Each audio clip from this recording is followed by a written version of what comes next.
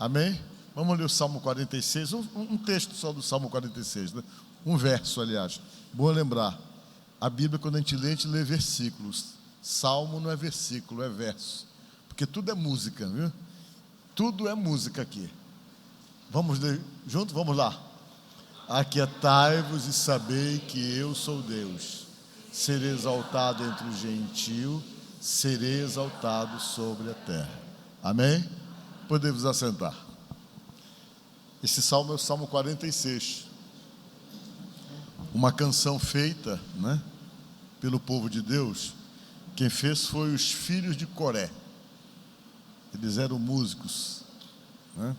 E eles fizeram essa música para poder não esquecer do momento que Deus deu um livramento. Amém? Aí eles faziam música, eles ficavam cantando, e quando eles cantavam, eles relembravam, né, o livramento de Deus na música que eles cantavam. Eles nunca esqueciam daquilo que Deus havia feito em favor deles. E eu quero conversar nesta noite com vocês, e quero falar um pouquinho sobre uma das coisas que a gente tem mais dificuldade: ficar quieto. Amém? Digam comigo, ficar quieto.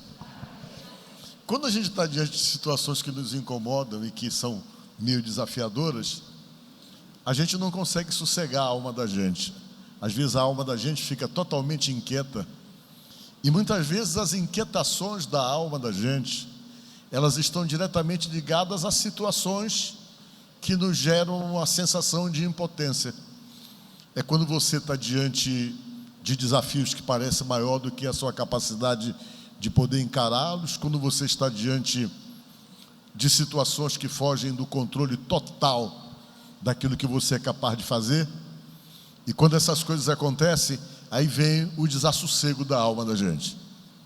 E quando a nossa alma fica desassossegada, que a gente perde exatamente essa capacidade de ficar quieto, de se acalmar, a gente acaba atrapalhando a situação, e as nossas inquietações, muitas vezes, elas somatizam a dificuldade do problema, e às vezes nos levam a um estado de desespero, o que complica totalmente a nossa situação. Deus sempre está conosco para ser nosso amigo nos momentos difíceis da vida, mas Ele precisa de duas coisas para poder operar na nossa vida. A primeira coisa, Ele precisa que você confie nele. E quando você fica totalmente inquieto, totalmente desesperado, querendo fazer as coisas do seu jeito, da maneira como você acha que você vai ter a solução depois de algumas tentativas que você não conseguiu, você acaba simplesmente atrasando o processo. Porque todas as vezes que você está diante de algo que você percebe que é alguma coisa que vai além da sua capacidade, além daquilo que você é capaz de fazer, um dos ensinamentos da Bíblia é exatamente você ter essa estratégia de se aquietar e de deixar Deus agir, deixar Deus trabalhar, depositar a confiança nele e ficar na expectativa daquilo que Ele vai fazer, exatamente porque você já reconheceu e admitiu que você não tem muito o que fazer. Olha, ainda as nossas vidas não são poucas as vezes que nós somos confrontados por situações que nos dão essa sensação de impossibilidade. Tem muita coisa que foge do controle da gente, tem muita coisa que, por mais que queiramos, não conseguimos. Tem coisas que a nossa avaliação da situação muitas vezes nos assusta, nos apavora e nos dá a sensação de que nós não conseguiremos, e isso vai simplesmente desenvolver na gente um monte de preocupação, de insegurança, vai gerar uma dificuldade muito grande para nós, exatamente por termos esta sensação. E o povo de Deus aprendeu dentro de uma situação dessa. Que situação foi essa que fez eles escrever esse salmo, né? Para poder cantar e se lembrarem do que Deus fez. Foi uma situação extremamente difícil. Eles tinham quebrado uma aliança com Deus, e quando eles quebraram a aliança com Deus, o inimigo prevaleceu sobre eles. no caso a Assíria. Ela tinha um rei chamado Senaqueribe, era o nome dele. E ele era um sujeito cruel e um sujeito poderoso. E quando ele percebeu a fragilidade do povo de Deus, por quê? Porque o povo de Deus sem Deus não era nada. Quando Deus de alguma forma se afastava deles, entristecido pelas más atitudes, pelas coisas que eles faziam de errado, que Deus não concordava, e Deus rompia a parceria, que Deus simplesmente rompia a aliança, eles ficavam tão fragilizados que eles eram alvo de qualquer inimigo, eles não tinham como resistir a inimigo nenhum. E nessa época os assírios estavam bem com Senaqueribe, eles estavam poderosos, e eles dominaram 46 cidades de Judá. E depois que eles dominaram, eles começaram a se achar muito fortes.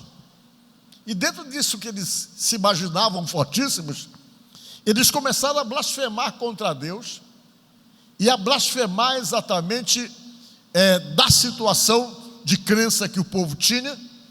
E eles começaram a achar que simplesmente eles eram imbatíveis, como realmente eram, imbatíveis. Eles tinham muitos soldados. E eles começaram simplesmente a tripudiar em cima do povo de Deus. Começaram a tripudiar. E um dia, o sumo sacerdote, deixa eu ver como era o nome dele, era Rabzaque, era o nome do sumo sacerdote. Ele foi falar com o rei Ezequias, que era o rei de Judá. E chegou lá e disse: ó, Ezequias, o problema é o seguinte, vocês não têm mesmo mais o que fazer. Se eu der 2.000 cavalos para vocês, vocês não têm 2.000 homens para sentar nesses cavalos. Dizendo assim: vocês não têm condições de resistir a gente. Nós já dominamos a cidade de vocês, e agora nós vamos querer alguma coisa, porque o rei Ezequias ousou acreditar na possibilidade de sair daquela situação de sofrimento, de escravidão que eles estavam submetidos por parte da Síria. E ele foi lá e simplesmente colocou uma sanção: vocês vão ter que pagar A Bíblia diz que o Ezequias pediu desculpa, que ele estava errado, sim, para tentar amenizar a fúria dos assírios. E ele pegou e impôs um pagamento.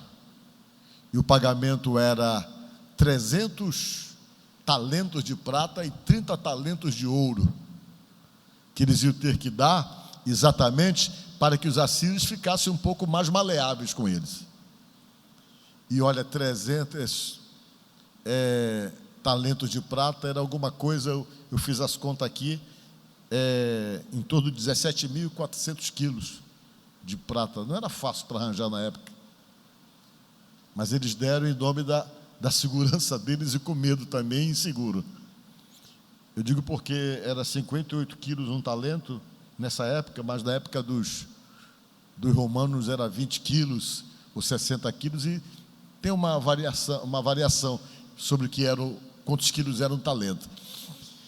E 30 talentos de ouro, que era 500 e poucos quilos de ouro.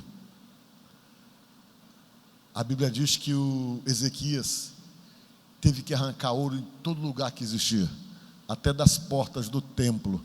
Ele teve que arrancar o ouro de lá para poder fazer aquela quantia, para poder dar para o Senaqueribe. Ele pediu que todo mundo ficasse calado, que não dissesse nada. Quando o Rabzaque estava falando e tripudiando em cima, ele pediu que ninguém falasse nada. E quando eles fizeram aquilo, eles saíram dali, foram se humilhar diante de Deus. E eles tinham uma forma de se humilhar. Eles começavam a vestir roupa de saco. Quando eles estavam assim querendo se humilhar diante de Deus, eles tinham uma roupa de saco que eles vestiam. Quando eles não faziam isso, eles jogavam pó, jogavam cinza sobre a cabeça, se humilhando diante de Deus, pedindo misericórdia daquela situação. Eles foram, pediram misericórdia para Deus da situação, e Deus falou através de um profeta, dizendo que ele ia resolver aquilo ali, que aquela situação tinha uma saída, que Deus ia resolver, para provar para aquele povo que estava ali tripudiando em cima do povo de Deus, que existia um Deus verdadeiro, que eles estavam simplesmente desfazendo e blasfemando. E diz a Bíblia que os assírios estavam acampados, todos eles lá tranquilos com respeito à situação deles, e um anjo apareceu lá no lugar e matou 185.000 soldados deles. Alguns, quando acordaram, que viram aquela multidão de soldados mortos, Senaqueribe se apavorou, voltou para a terra dele, e quando ele voltou para a terra dele, ele entrou no templo do Deus dele lá, e quando ele entrou no templo do Deus dele, a Bíblia conta que o filho dele matou ele. E daquele dia em diante, Deus só colocou um dedinho e acabou com todo o problema. Diga glória a Deus. Isso que eu estou falando para vocês está em 2 Reis, capítulo 19. Conta essa história que eu estou contando para vocês. Isso aconteceu mais ou menos há 2.710 anos atrás. Mas ficou registrado para que a gente aprenda como é que Deus age.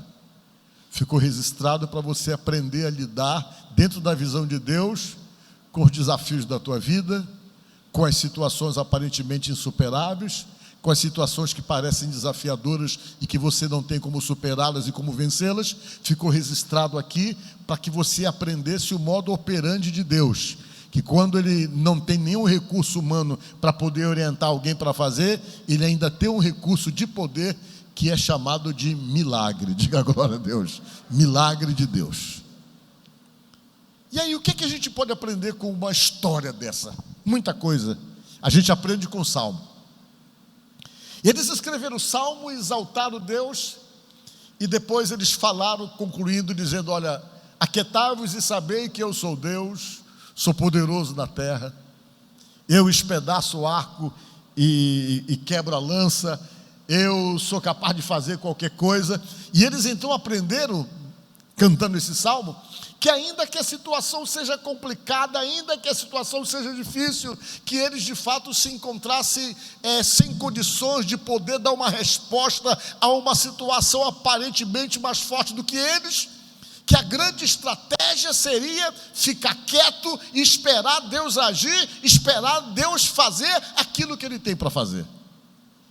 Talvez dentro desse contexto todo, de um passado, de uma história, talvez é o que você está precisando fazer diante de determinadas guerras suas, diante de determinadas situações suas, das quais você está, quem sabe, desesperado, agoniado, inquieto, totalmente tentando resolver de qualquer jeito, coisas que você não tem conseguido resolver, coisas que você não sabe como resolver. O ensinamento é esse, que quando nós estamos diante de tais situações que nos desafiam, situações que parecem mais fortes que a gente, e depois de algumas tentativas você não conseguiu, a Bíblia diz para você ficar quieto e deixar Deus agir. Diga glória a Deus. É hora de ficar quieto. Às vezes a gente precisa ficar quieto com um problema que temos dentro da nossa casa.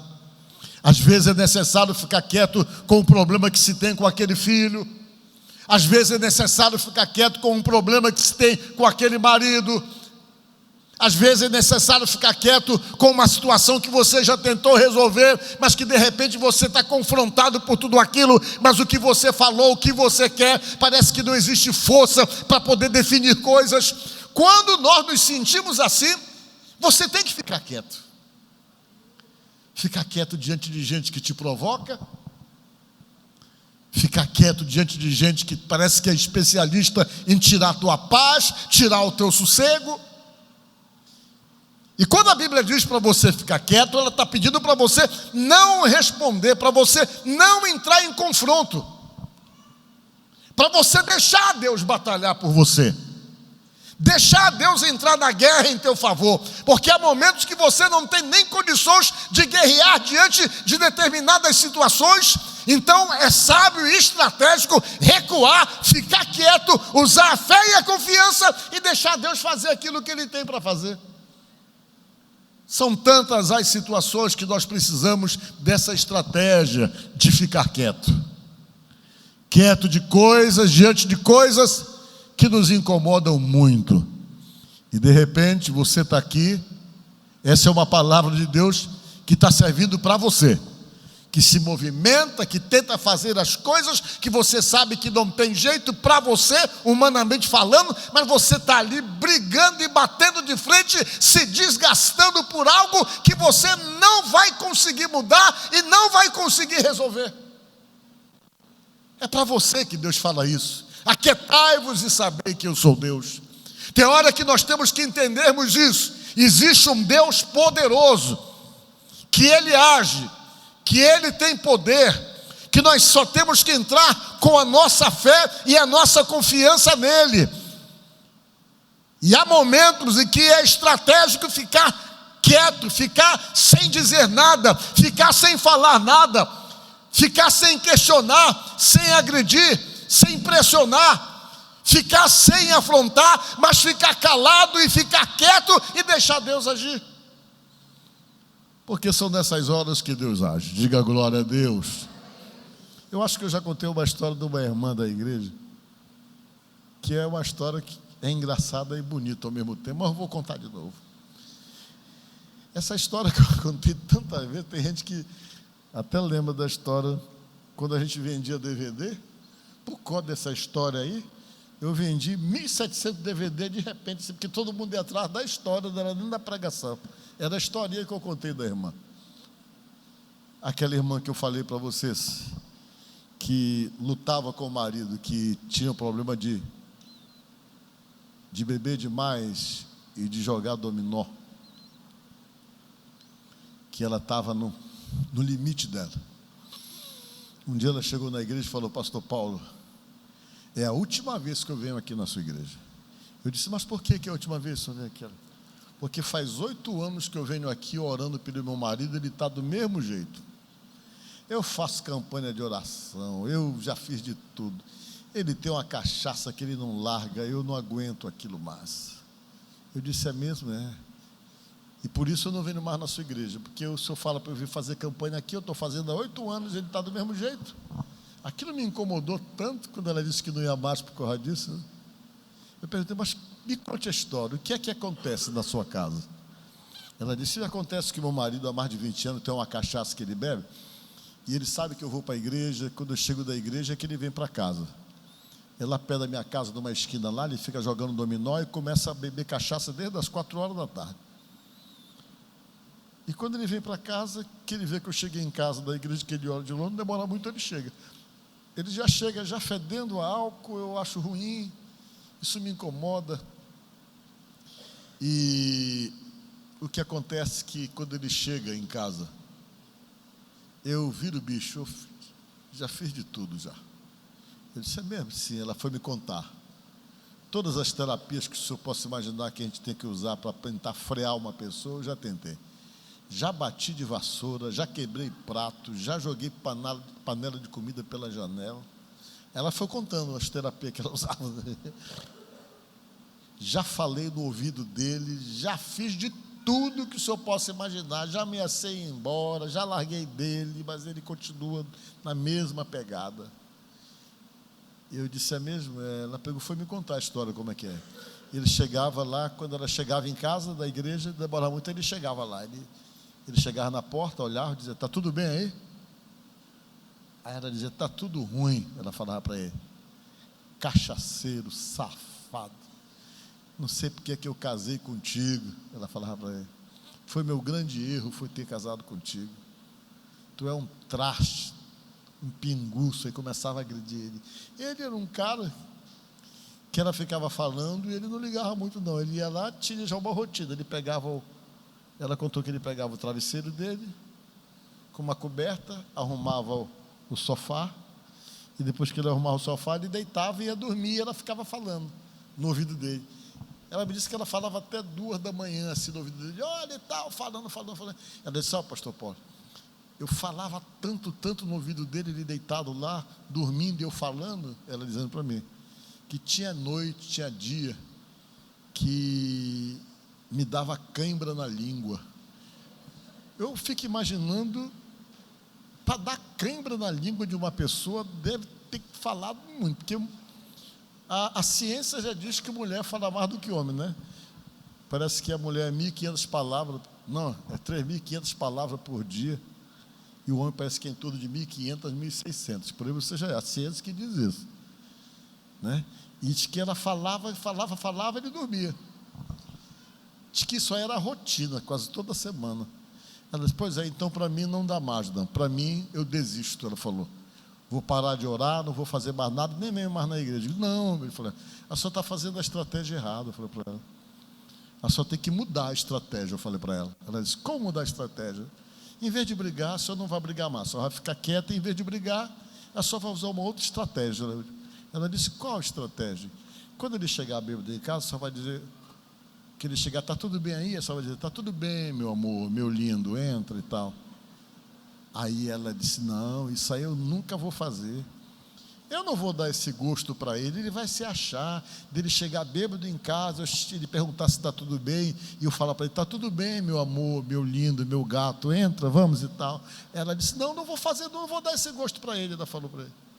Mas só tem que fazer, só tem que mudar a estratégia, porque a estratégia que a senhora tem, só está atrapalhando a oração que a senhora faz lá, a senhora vem para o confronto, e a senhora faz errado, aí as coisas não funcionam, eu falei para ela. Não, mas isso não, eu digo, pois a senhora, vou lhe ensinar o que a senhora tem que fazer. A senhora tem que tratar ele bem, tem que fazer a comida que ele gosta, botar na mesa e comer junto com ele, porque eles não comiam na mesa, que ela ficava revoltada. Eles se agrediam, ela agredia mais ele. Porque ela ficava descontrolada, ficava totalmente surtada por conta do problema que há anos ela enfrentava e não conseguia resolver. Ela disse, nunca que eu vou fazer isso aí, pastor, nunca na minha vida que eu vou dar esse gosto para ele. E foi embora. Depois de um tempo ela apareceu na igreja. Quando ela apareceu na igreja, eu digo, olha, a irmã está aqui de novo. Ela morava no Maelbão, não sei se mora ainda. Aí quando eu vi ela, eu digo, poxa, aí eu vi ela um pouco sorridente, já me animei um pouco, né? Aí acabou o culto, eu digo, e aí, me conte. Ela disse, olhe, aquilo que o senhor falou para mim, eu fui para casa pensando assim, mas depois eu resolvi fazer direitinho como o senhor falou. Não fiz naquele dia, mas esperei o dia. Eu fui para a igreja perto da minha casa, e quando eu saí da igreja, que eu cheguei em casa, que eu entrei, não demorou muito, ele chegou e apareceu na porta e falou assim, está tudo bem aí? Aí eu peguei e falei, está tudo bem, meu amor, está tudo bem, meu gato, entra. Aí ele não entrou, ele voltou. Ele voltou, aí veio dizendo, não, mas está tudo bem mesmo, ele perguntou para ela, tem certeza que está tudo bem? Ela disse, está tudo bem, meu amor, entra. Aí ele entrou desconfiado. Aí ela disse, olha, eu preparei comida para nós. Aí ele, comida para nós? Sim. Mas você preparou comida para mim? Eu digo, ela falou, foi. Ela preparou, mandei ela fazer um mocotó, que ele gostava de mocotó, e ele era meio daqueles cara ogro mesmo, que ele comia mocotó de noite. Ele não... aqueles caboclos da antiguidade mesmo, né? Aí ele foi, aí ele chegou lá, ela disse que arrumou uma mesa todinha para ele, aí convidou ele para sentar para comer. Olha, eu preparei o que você gosta de comer e tal, está preparado aqui já para você mesmo, para a gente comer hoje à noite e tal. Aí ele, não, essa comida eu não como não, ele falou para ela. Ele, não, come, ela vem comer comigo. Ele, não como, não tem que me faça comer essa tua comida, ele falou para ela. Eu não vou comer. Ela disse, mas insiste. Ela insistiu com ele, olha, vem comer. Ele, não, mas por que você não quer comer a comida que eu preparei para você? Ele falou assim, não quero comer não, eu estou desconfiado que tu colocou chumbinho aí nessa comida. Ele falou, foi o que ele falou para ela, que ela me contou. Ela disse, não, amor, não coloquei chumbinho não. Ela preparou, arrumou um prato para ela e começou a comer na frente dele. Ele não resistiu, sentou na mesa e começou a comer com ela, né? E ela começou a conversar com ele. Aí chegou na hora de deitar. Aí ele foi pegar o travesseiro dele, não, dorme na cama. Ele disse, o quê? Na cama? Sim. Porque ela não deixava ele dormir na cama, porque ele estava acostumado a dormir no sofá. E ele, mas na cama? Sim, eu quero que você vá dormir na cama comigo. Aí ele ficou muito desconfiado, não, eu vou dormir no sofá. Para que dormir na cama? Eu vou dormir no sofá. Não, insistiu, até que ele foi no quarto, parou no quarto, ficou olhando e tal. Dorme comigo na cama hoje, amor, e tal. Ele, não, mas eu não vou dormir nessa cama. Por que tu quer que eu durma na cama? Não, dorme, eu quero que você durma aqui. Aí ela contou que ele foi, até que dormiu, mas antes de dormir, ele levantou o colchão, abriu as portas do guarda-roupa, fez uma varredura no quarto todinho. Depois que ele olhou tudo, parece que ele estava desconfiado que ela tinha algum facão guardado para matar ele de noite. Ela contou que ele foi, deitou, com a costa para a parede, o braço cruzado, olhando para ela assim. Ele deitou na cama e ela começou a conversar com ele das coisas de Deus. Ele pegou no sono. Quando ela pegou o sono, ela disse: eu vou ungir ele. Ele dormindo, ela pegou um óleo, tacou na testa desse: Jesus, esse é o marido que tu me deu, o pai dos meus filhos. Eu não vou abrir mão dele. Não abro mão dele. Não vou abrir mão dele. Mas eu repreendo essa cachaça do diabo que está na vida dele, que destrói a vida dele, que está destruindo a família dele. E orou e repreendeu aquilo, de que ele se mexia quando ela orava. Ela contou que ele ficava meio agoniado assim, mas dormindo. Ela orou, ela contou que no dia seguinte ele bebeu, depois ele não bebeu mais. Aí quando ela foi na igreja, já fazia dias que ele não colocava bebida na boca.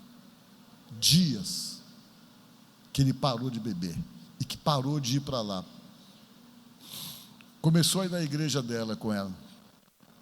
Aí quando um dia aconteceu que eu estava no shopping, encontrei os dois. E quando eu encontrei os dois, ela falou: ele está comigo lá na igreja agora, servindo a Jesus. O que é que a Bíblia diz? Que a mulher sábia edifica o quê? A Bíblia já fala isso aí. Vocês estão entendendo? Às vezes a falta de sabedoria faz a pessoa brigar demais, achar que pode resolver as coisas no grito, e ninguém resolve nada no grito.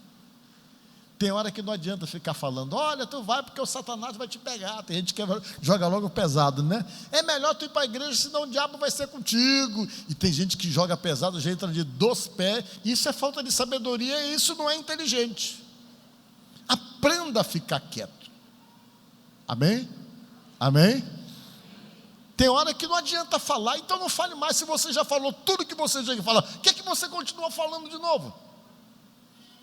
Ou continua falando o que você tem feito e não tem resolvido? Então essa estratégia da Bíblia aqui, do Salmo 46, eu acho que é a estratégia mais certa para quem está diante de situação de confrontos. A estratégia certa em situações de confrontos é ficar o quê? Digam alto. Quieto. E deixar quem agir? Deus.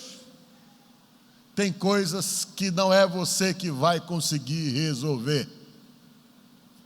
Tem situações que você não tem a solução nas mãos. E quando você perceber isso, fica quieto, fica no teu lugarzinho ali orando, confia, porque a resposta que você precisa vem do Senhor. Amém? Que Deus te abençoe, no nome de Jesus.